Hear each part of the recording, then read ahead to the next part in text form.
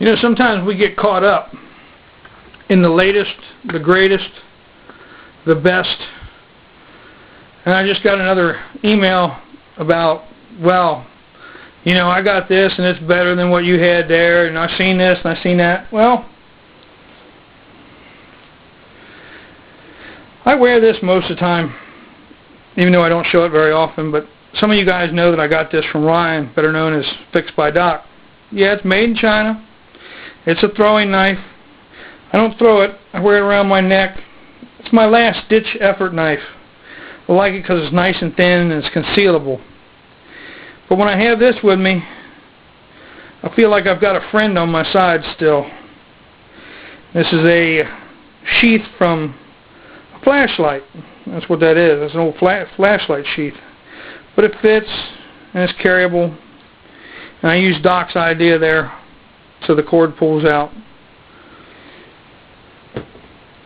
Do I have better, more expensive ones? Yes. Digging tools.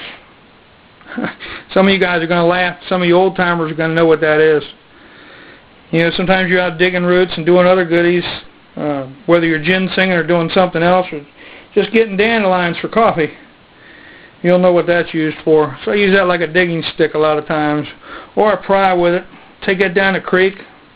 Sometimes I don't want to stick my hand underneath the rock before I check with the snakes down there, because where I go there's a lot of snakes. So maybe I'll reach down and flip that rock out of the way before I stick my hand underneath the big rock. I'll stick this in there.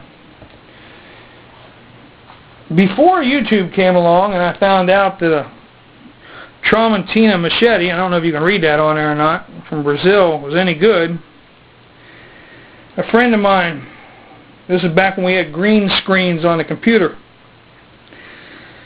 Well, we used to go hunting and fishing and running around together, and he passed away. And his family gave this to me.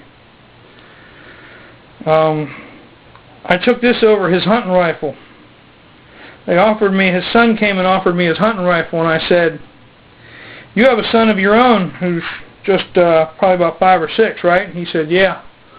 I said, you need to keep your dad's hunting rifle because you can pass that on to your son, and it'll mean something to your grandson. But my buddy John used to carry this, and I asked if I could have this. And I know he didn't use it a whole lot, and when he did, he beat it up, and it's kind of nicked and kind of rough, but it'll still shave the hairs off my arm. And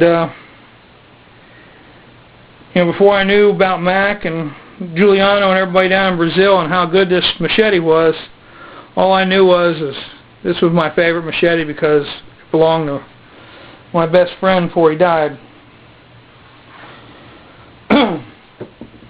And this, if you just haven't seen the other video I put up, this to me is the greatest axe in the entire world. Made in the USA. Doesn't have anything special about it. Yeah, I missed there and I got to redo the handle this year. I haven't used it in about 1.5 years. But this is the greatest axe in the world to me because, you see, this axe was carried by a young man when he used to do his camping, and we didn't call it bushcraft then, we just called it camping and running around in the woods and having fun. And it's been through heck. It's been through heck really bad and back. But you know what makes this axe so great? It's because that was my father's axe, and he passed it on to me.